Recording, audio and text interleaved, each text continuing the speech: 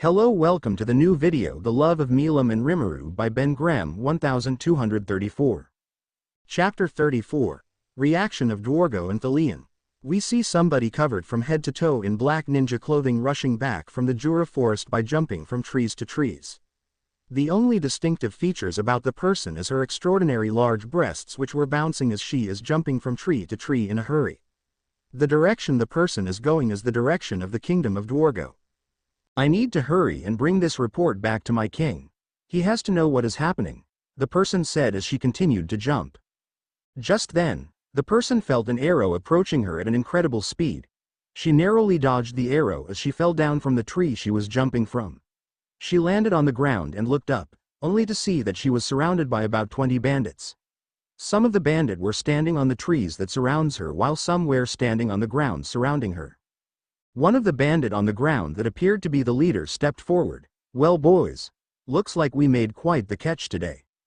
Another one of the bandits stepped up near the leader. "She looks like she would fetch quite a good sum. What should we do, boss?" "We capture her, of course. Boys, capture the girl," the bandit leader shouted. The other bandit began to approach the girl who was covered with her ninja disguise.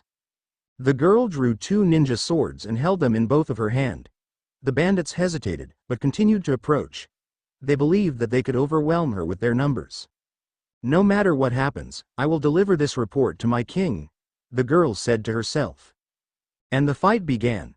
3 weeks later, in the meeting chamber in the kingdom of Dwargo, we see King Gazel having a serious meeting with his ministers and top officials. "I just received a report from our spy that we sent out to spy on Tempest.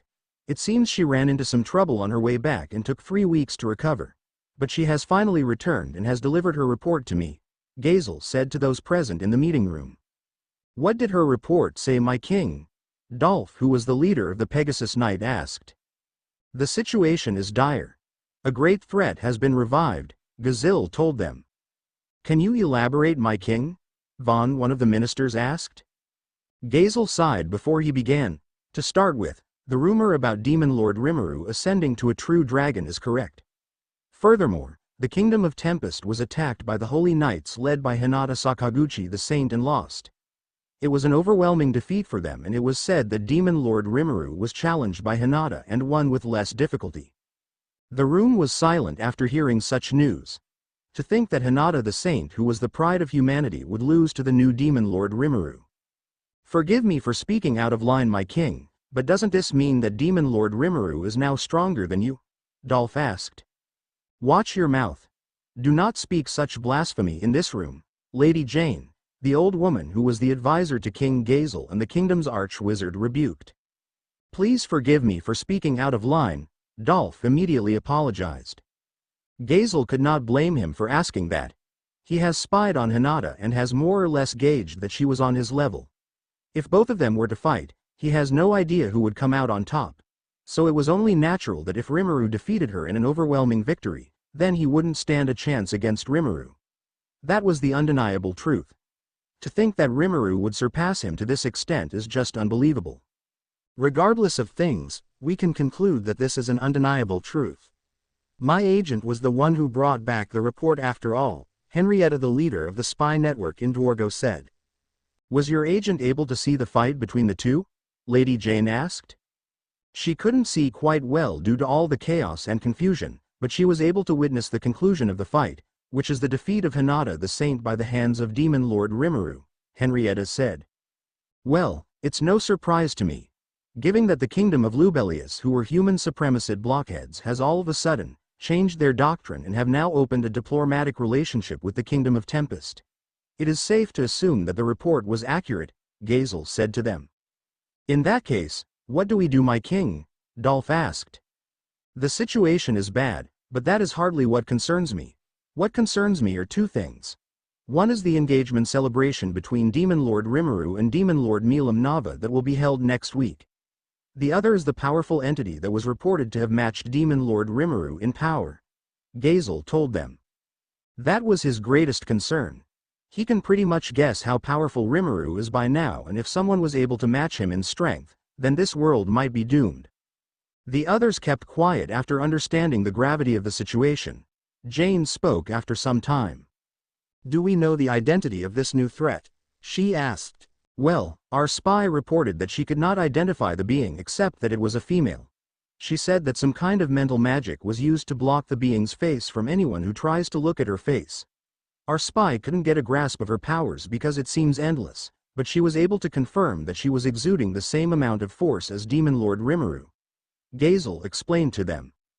That is quite troubling. Demon Lord Rimuru is a true dragon now. So having someone who is able to match him in strength is quite frightening, Vaughn said out loud. Do we know who won between the two, my king? Dolph asked. I'm not sure. The spy reported that when she came to, the fight had already been concluded. It seems that some kind of attack was fired at the area she was hiding in, which destroyed the area and killed her in the process. She believed she died, but somehow got revived when the whole area was fixed by an unknown power. She didn't stay to know what happened and how she survived because she wanted to return and report to me as soon as possible, Gazel told them. If she died, how did she get revived? Jane asked. I wouldn't be surprised if Demon Lord Rimuru revived her with his godlike powers at this point, Vaughn said. How she revived is not what's important right now. What's important is that we find out all we can about who this being that could match Demon Lord Rimuru is, Dolph said to everyone. We don't know anything about this new threat or her powers. All we can do now is strengthen our defenses and ask Rimuru who she is when next we meet each other, which shouldn't be too long, considering that he is hosting his engagement party soon, Gazel said. That's right. You mentioned that Demon Lord Rimuru and Demon Lord Milim are getting married, Lady Jane said. Tempest is already a big trading country, but if those two are getting married, then their two kingdoms will merge and become one nation, Dolph said to everyone. Imagine a kingdom ruled by two demon lord who are catastrophe-class monster. I shudder thinking what will happen to the world if those two ever becomes enemy of humanity, Henrietta said while shivering a little. What will you do about the invitation, my king? Vaughn asked. You guys worry too much. Did you forget that this is still Rimuru, my sword student and friend? I will attend to his engagement party and wish him a happy married life, Gazel said while laughing out loud. The others calmed down after seeing their king's relaxed attitude. They didn't have to worry because of their belief that their king will protect them from any crisis. Demon Lord Rimuru and I may not be related by blood, but we are brothers. As long as he does not lose heart in humanity, let us provide him with all the support he may need and build a new era of budding civilization together. If anyone objects, let him speak now, Gazel asked them. How can I say no to my king? Vaughn asked with a smile. My lord and king, I am your shadow who will follow your every whim, Henrietta said. You can do what you like. I'm way too old to start complaining with you now, Lady Jane said in a nonchalant way. Dolph sighed while shaking his head. If this is your wish, my king, I suppose I will have to clean up the mess that results. Gazel nodded at all of them and resumed the meeting. And so, the meeting proceeded without any issue. Kingdom of Thalion. On the ground of the royal palace of Thalion was a large, impressively beautiful garden, expensive enough to house a variety of plants and creatures rare to find in the wild. This park was personally funded by the emperor, who enjoyed a vast fortune thanks to the many streams of revenue she enjoyed. A very small percentage of revenue was all it took for this masterpiece to keep going. And not just the garden, nothing in and around the palace was funded by tax revenue. That was how impossibly rich the head of the sorceress dynasty was. Two people were currently relaxing within these gardens. One was Archduke Erald Grimwald, father of the adventurer Ellen and one of the nation's most powerful officials. Facing him was the only person in Thalion who wielded more authority than he. It was Emperor Elmesia Elru Thalion herself. Your Excellency, the nation of monsters I have reported to you about has sent me an invitation, Erald said while presenting a letter to the emperor. She took the latter and read it without speaking. While others may believe that the Emperor of Thalion was a wise ruler without faults, that couldn't have been further from the truth. True, she was wise beyond words, but her personality is just not one would expect from her reputation. Curse you, Erald. You went to that fabulous land all by yourself and didn't even bring back any souvenir. I imagine it was quite the exciting experience, and you left me behind. You even went and named yourself my representative and established ties with them, no less. If our business with them was that important, I would have liked to involve myself with it, but no, you left me behind. That was the thought that was currently running through Elmisia as she read the letter that was given to her. I wish I could have seen that charming slime for myself. And meeting a demon lord just after he transcended into a true dragon. Why, I've lived for many, many years and not even I have been graced with that opportunity. Just look at you, hugging it for yourself. Does the term abandonment mean anything to you? Imagine being treated like this by my own people. What a pitiful leader I am. I've never been this envious and offended before in my life, Elmisia thought to herself with an irritated expression. She was very pissed that Errol didn't take her on his trip to Tempest, and it was showing on her face. Errol, who saw her expression, wisely kept his distance from her just in case she acts on her emotion. After reading the letter, Elmisia turned to Errol. What do you intend to do with this? Do what, Your Excellency? Errol asked, trying to play dumb. The reason Errol was trying to play dumb was because of the content of the letter. It was an invitation letter of the engagement party between Demon Lord Rimuru and Demon Lord Milim. Errol was invited and asked to inform them of the number of persons who were going to attend. He knew that if he should attend to this on his own without informing Elmisia, he would not hear the end of it from her. So he showed her the invitation letter, but was secretly hoping that she would not be interested in going. If Elmisia decides to go, then it will now be a state visit and will take the entire administration to prepare for. That's why he was desperately trying to play dumb about the letter. Playing dumb, are we? Do you know, Errol, of the sweet pastries we procured from that man Yoshida's bakery? They're far tastier than they used to be, aren't they? Could you venture a guess as to why? Elmisia asked. I'm sorry, Your Excellency, but I do not know, Errol answered truthfully. I mean, what does sweets have to do with the invitation letter? He thought to himself. You truly don't know. Shame.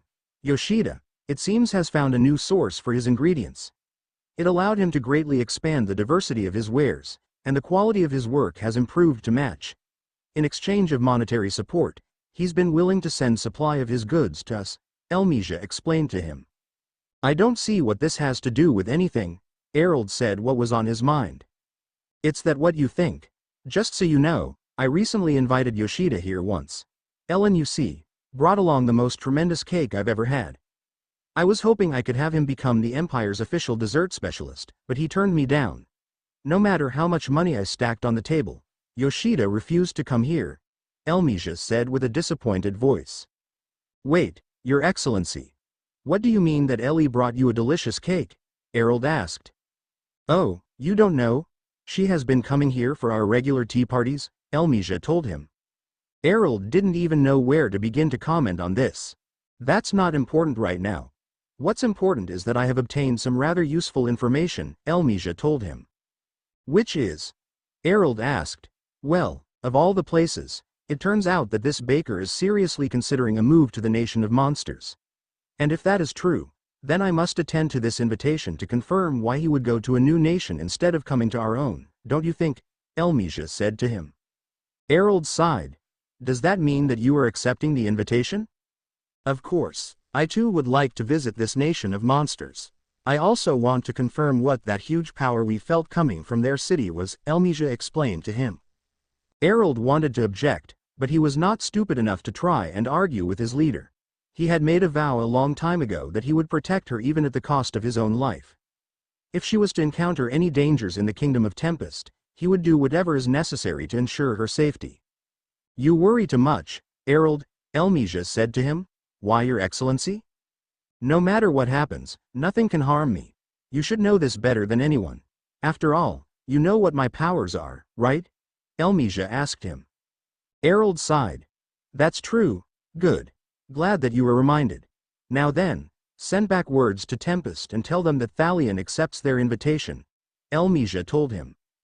Consider it due, Errol said as he left. Elmisia watched him leave before a frown came to her face. That power I felt was beyond anything in this world, and for a while, time was stopped. If that power was generated by Demon Lord Rimuru, then he is a bigger threat than everyone thinks. I need to meet him to confirm what his character is. This was one of the major reasons she wanted to go to Tempest. She didn't want to tell anyone this because she wanted to meet Demon Lord Rimuru face to face. If Errol knew of her true reason for wanting to go, he would never allow her to leave Thalion.